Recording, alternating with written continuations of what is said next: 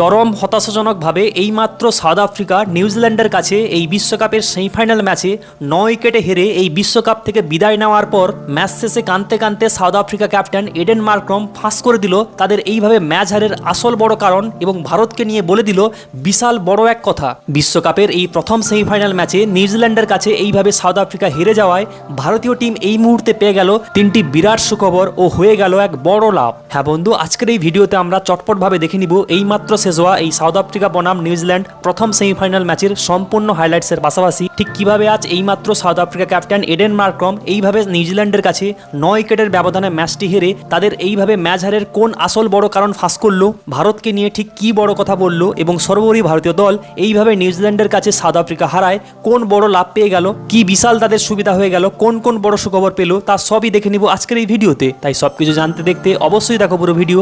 ভারতীয় টিমের একজন ডাইহার্ড ফ্যান হলেও ভারতকে এবারের বিশ্বকাপে চ্যাম্পিয়ন রূপে দেখতে চাইলে ভিডিওটিকে করে দাও মন থেকে একটা লাইক এবং এইভাবে আরও ভারতীয় টিম আইপিএল 2026 কেকেআরের ভিডিও পাওয়ার জন্য এক্ষুনি করে দাও চ্যানেলটিকে সাবস্ক্রাইব। তো বস, আজ যেখানে কলকাতার ইডেন গার্ডেনের বুকে খেলা হওয়া এই সাউথ আফ্রিকা বনাম নিউজিল্যান্ড এই বিশ্বকাপের প্রথম সেমিফাইনাল ম্যাচে সাউথ আফ্রিকা দল প্রথমে টসে হেরে ব্যাটিং করতে নেমে শুধুমাত্র সেই ডুয়েল ব্র্যাভিসের 34 রান এবং সবশেষে সেই মার্কো জনসনের 55 রানের ইনিংসের সুবাদে 20 ওভার শেষে 8 উইকেট হারিয়ে 169 রান তুলেছিল। সেখানে আজ নিউজিল্যান্ড দল সেই রানটাকে তাড়া করতে নেমে 20 ওভার পর্যন্ত তো দূরের কথা, মাত্র 12 ওভারের মধ্যেই 1 উইকেট হারিয়ে সেই রানটাকে তুলে নিয়ে 9 উইকেটের বিনিময়ে সাউথ আফ্রিকাকে হারিয়ে দেয়। হ্যাঁ বস, আজ নিউজিল্যান্ডের হয়ে ফিন অ্যালান মাত্র 33 বলে 100 রানের একটা ঝোড়ো ইনিংস খেলে প্রথমে তার সাথী টিম সাইফার্টের সঙ্গে 117 রানের ওপেনিং পার্টনারশিপ এবং তারপর টিম সাইফার্ট আউট হওয়ার পর রচিন রবীন্দ্রকে সাথে নিয়ে শেষ মুহূর্তে 56 রানের পার্টনারশিপ গড়ে রীতিমতো সেই সঞ্জু স্যামসনের মতোই ম্যাচ ফিনিশ করে তবেই মাঠ ছাড়েন। হ্যাঁ বন্ধু, এই প্রথম সেমিফাইনাল ম্যাচে এইভাবে সাউথ আফ্রিকা দল হেরে বসায় ভারতীয় টিমের কোন বড় সুবিধা হলো,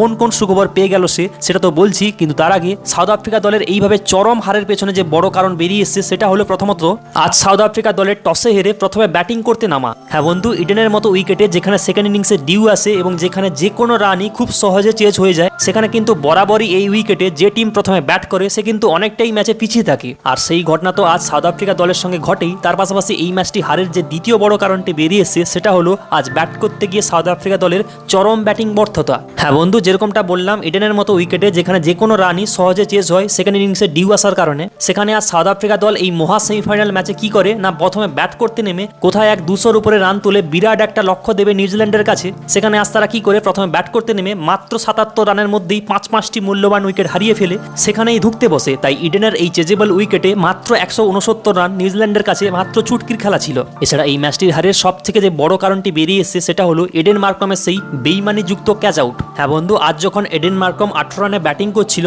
এবং যখন তিনি রচিন রবীন্দ্রের বলে একটা বড় শট লাগিয়েছিলেন লং অনের দিকে, সেখানে কিন্তু আজ নিউজিল্যান্ডের ফিল্ডার ড্যারেল মিচেল সেটাকে ঝাঁপিয়ে পড়ে কিন্তু রীতিমতো সেই বলটাকে মাটি থেকেই ছুঁয়ে কিন্তু ক্যাচ হিসেবে নিয়ে নেয় আর সেটাকে আজ সমস্ত আম্পায়াররা বিবেচনা করার পরেও কিন্তু সেটাকে আউট দিয়ে দেয়। হ্যাঁ বন্ধু, হতে পারে এটা 100% স্পষ্ট নয়, কিন্তু যেখানে রুল বুকে লেখা আছে যদি কোনো ডাউট থাকে সেটা ব্যাটসম্যানদের প্রতি যাওয়া উচিত, সেখানে আজ আম্পায়ার কি করে ব্যাটসম্যান এডেন মার্ক্রমের প্রতি না গিয়ে কিন্তু ড্যারেল মিচেলের যে সেই ক্যাচটা যোগ্য বলে বিবেচনা করে দেয়। এবং শুধু তাই নয়, সাউথ আফ্রিকা দলের আজ হারের যে বড় কারণটি বেরিয়ে এসেছে সেটা হলো পাওয়ার প্লেতে উইকেট তুলতে ব্যর্থতা। হ্যাঁ বন্ধু, এই পুরো বিশ্বকাপ জুড়ে যেখানে নিউজিল্যান্ডের 2 ওপেনার সব থেকে ভয়ঙ্কর ফর্মে আছে সেটা জানার পরও কিন্তু আজ সাউথ আফ্রিকা বোলাররা পাওয়ার প্লেতে কিংবা সেই 2 ওপেনারকে চটজলদি আউট করতে ব্যর্থ থাকে। আর যে কারণের জন্য নিউজিল্যান্ডের 2 ওপেনার টিম সাইফার্ট এবং ফিন অ্যালান পাওয়ার প্লেতেই বিধ্বংসীভাবে 6 ওভারে 84 রান তুলে সেখানেই ম্যাচটিকে হারিয়ে দেয়। আর তাই তো ম্যাচ শেষে সাউথ আফ্রিকা ক্যাপ্টেন এডেন মার্ক্রম পুরোপুরিভাবে ইমোশনাল হয়ে তার সেই ড্যারেল মিচেলের ক্যাচটাকে নিয়ে আম্পায়ারদের আজ কিছুটা অবিচারের কথা তো তিনি বলেনি, তার পাশাপাশি তিনি স্পষ্টভাবে জানিয়ে দেন যে এই ম্যাচটি হারের পেছনে তাদের ব্যাটিং ব্যর্থতা